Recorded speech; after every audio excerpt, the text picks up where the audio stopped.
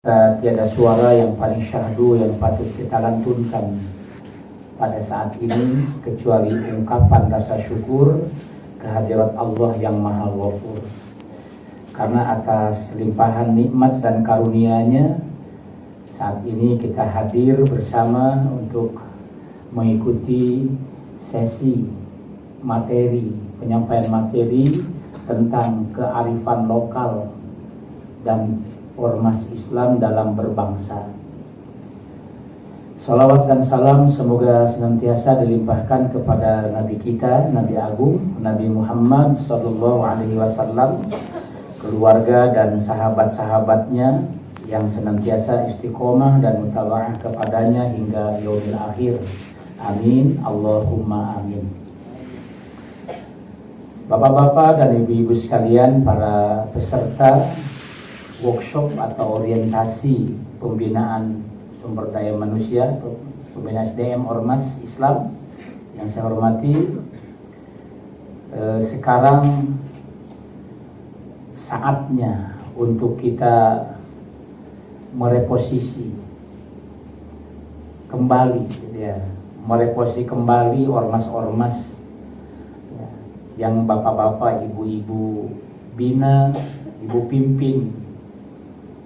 Kenapa saya katakan mereposisi?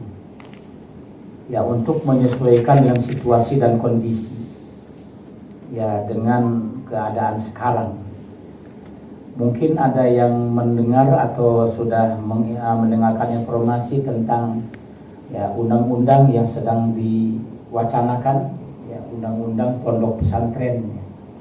Sekarang itu sedang ya hangat ya diwacanakan.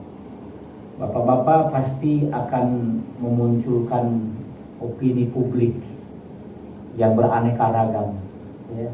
Bahkan di dunia YouTube itu sudah ramai juga ya, tentang undang-undang pesantren. Intinya negara ingin hadir di lembaga kepesantrenan, di organisasi pesantren. Kalau kesannya lembaga hadir, berarti selama ini tidak hadir ya, kan gitu.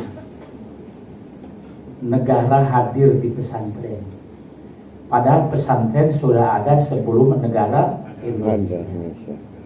Ya, bahkan pesantren ikut andil dalam menegakkan ya negara kita ini.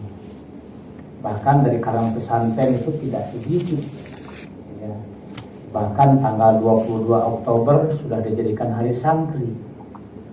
Kenapa? Ribuan santri di Jawa Timur itu mengadakan sebuah resolusi jihad ya, untuk mengusir penjajah. Sobat sekalian, jadi sudah andil.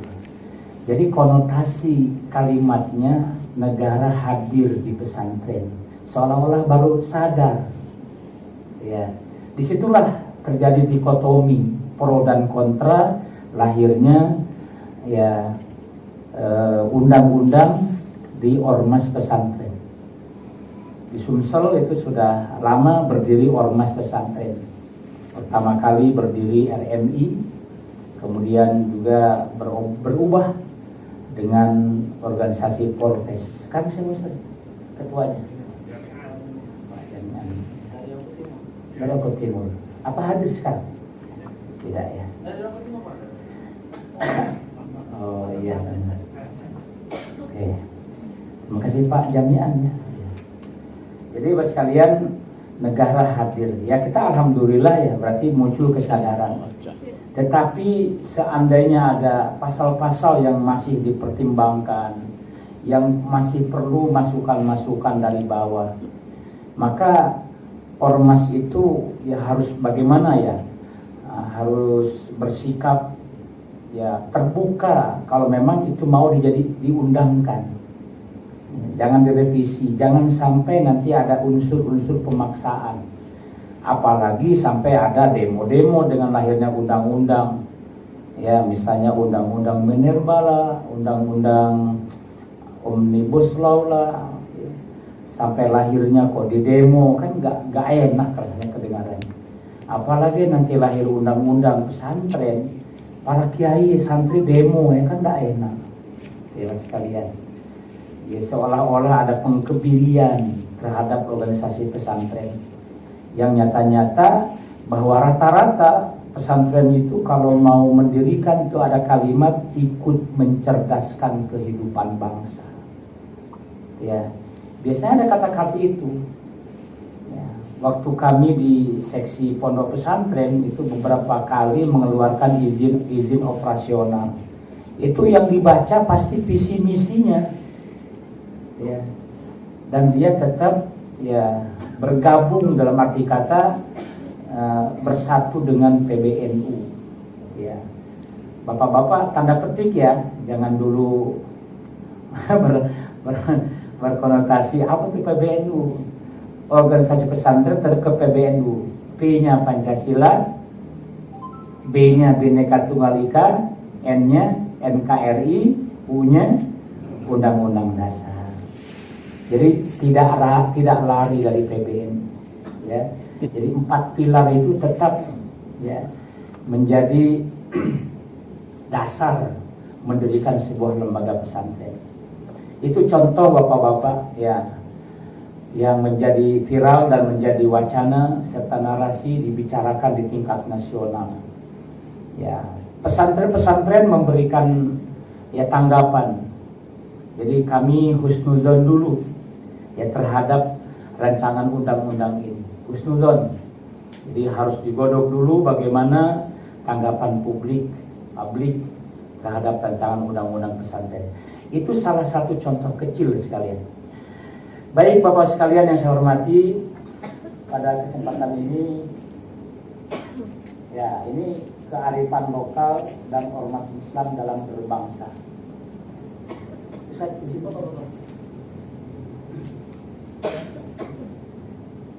Oh ya.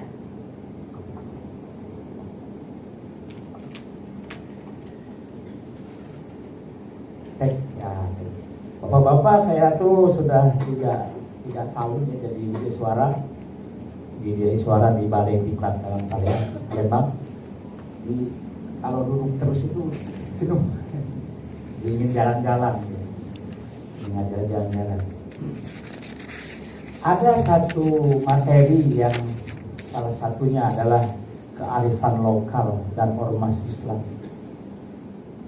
Kalau berbicara ormas Islam dan kearifan lokal, itu pasti kita akan melihatnya jauh ke belakang.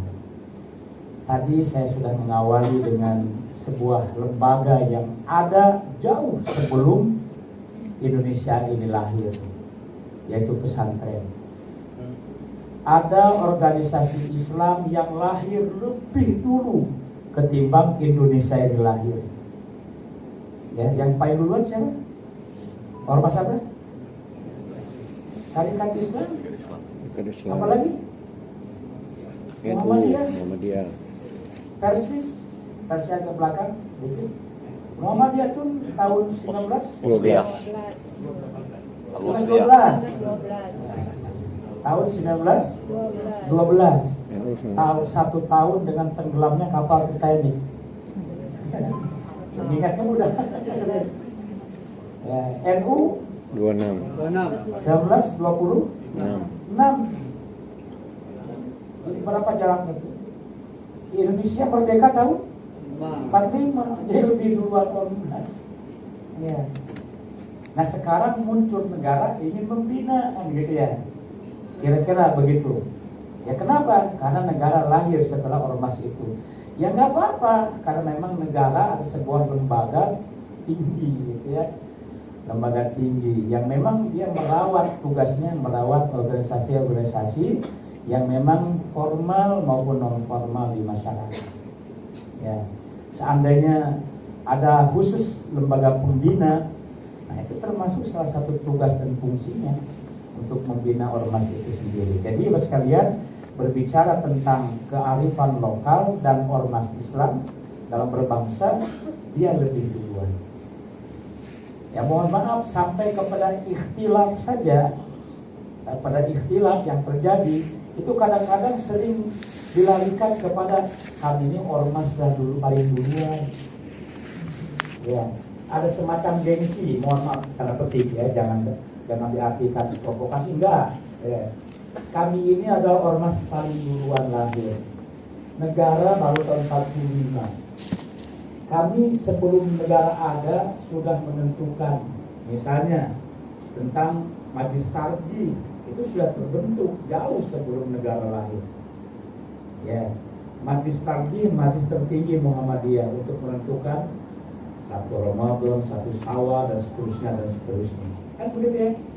Nah sekarang negara lahir ingin ngatur, nah kan begitu. Masa mengatur kepada ormas yang lebih duluan lahir? Kan begitu kira-kira.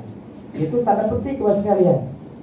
Maka dengan hal ini, bagaimana ormas itu tetap terawat, ya, tetap mereka memberi bimbingan, arahan, pencerahan kepada umatnya, kepada jamaahnya, tapi negara hadir. Kenapa? Karena memang kita berada di sebuah negara yang berdaulat, yang sudah sah dilahirkan pada tanggal 17 Agustus. Gitu ya. Kearifan lokal itu sudah ada, ya sekalian. Nah kita lihat, ada semacam tujuan pembelajarannya, outline-nya. Outline-nya meningkatkan pemahaman kebangsaan dan kearifan lokal bagi ormas dan lembaga Islam dengan beberapa cakupan tema, diantaranya definisi kearifan lokal itu sendiri. Seringlah kita mendengar, ya, bahwa kearifan lokal harus menjadi motor penggerak lahirnya sebuah undang-undang. Percuma kalau seandainya undang-undang itu lahir tetapi tidak diterima di lokal. Karena lokal pun punya kearifan, kebijakan-kebijakan. Ya. Kedua, makna kearifan lokal dalam kehidupan sehari-hari. Kemudian kearifan lokal di tengah-tengah kehidupan yang majemuk.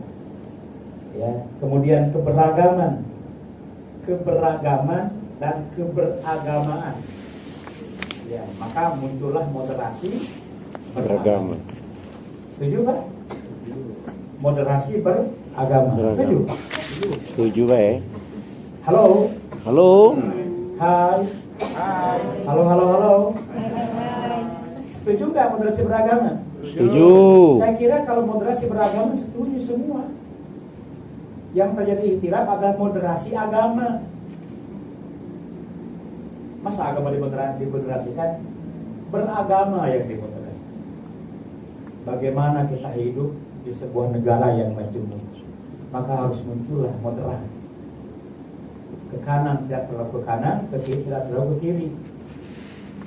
Sebagai wasit, wasat, penengah, moderat. Tetapi agama jangan dimoderatkan. Ya, tetap fungsi radikal dalam agama sendiri harus. Radikal itu mengamalkan nilai-nilai murni yang kita yakini tentang kebenarannya. Ya, ya. Jadi mengaplikasikan nilai-nilai murni dari agama yang kita yakini itu radikal asli ya.